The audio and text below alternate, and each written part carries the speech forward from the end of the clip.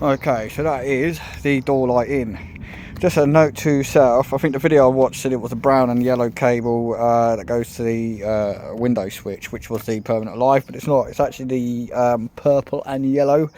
So if you do come on this model, that's what that is. Probably should have just tested that. It would have shown it up, because when I plugged it in and it worked when I put the switch, when I put the window down. It didn't work when I put the window up. And so I was like, well, there's got to be a constant live to that, which is what that is. So let's just see if it works. Come on, let's have a look, see. Yep.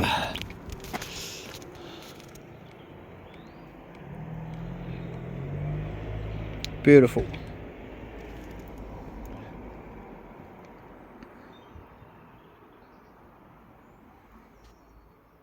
Sweet. So I've just got the same thing to do on the other side. The question is, do I do it today, do it tomorrow? I will probably do that tomorrow, as it's getting a little bit dark now.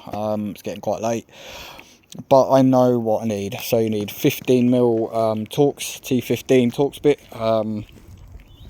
for 3 low screws, and then a T25, is it I was using? T25, yeah, so T25 and a T15. So I'll probably keep them out, put the rest away.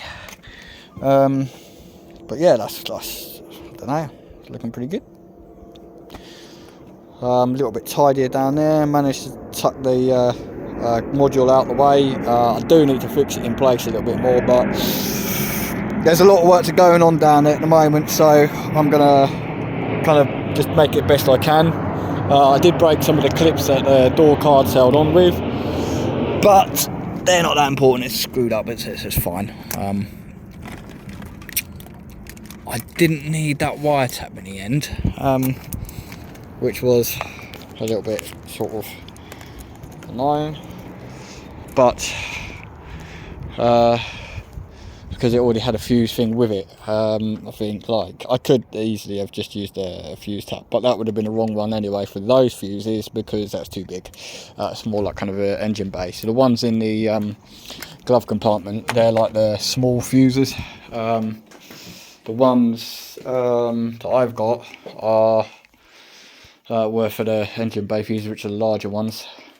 But yeah, so far so good. It's coming along.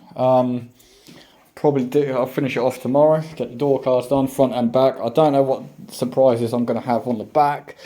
I hope nothing too major, but to be fair, once you get the door card off, and that, the hardest thing was actually putting in the blade. So it's quite tight up around there, and then once you get to the end, like, it's easy to get from the back and push this through and then get it up to the top of the door card, but then once you start trying to tuck it in, it's really tight, which is a good thing in a way because it won't come out, but in another way it was like quite an effort.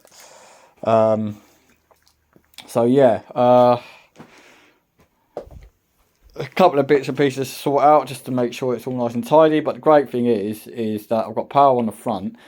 I don't know about the back yet. I will wait and see. What I might have to do is I might have to kind of extend those wires, run them through the frame.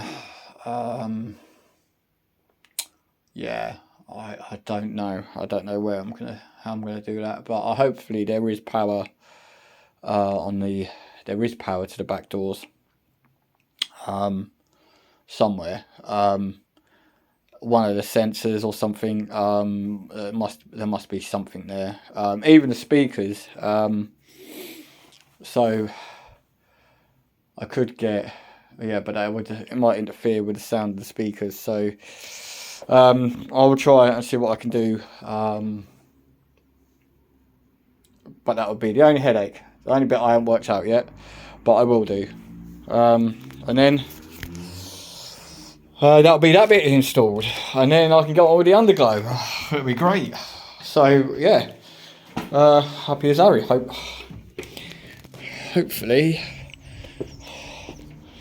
you kind of know what you're doing if you're wanting to install these bits. So I think it looks alright. I like it. Yeah. Good on you. Right, tidy up time, and I'll catch you in a bit.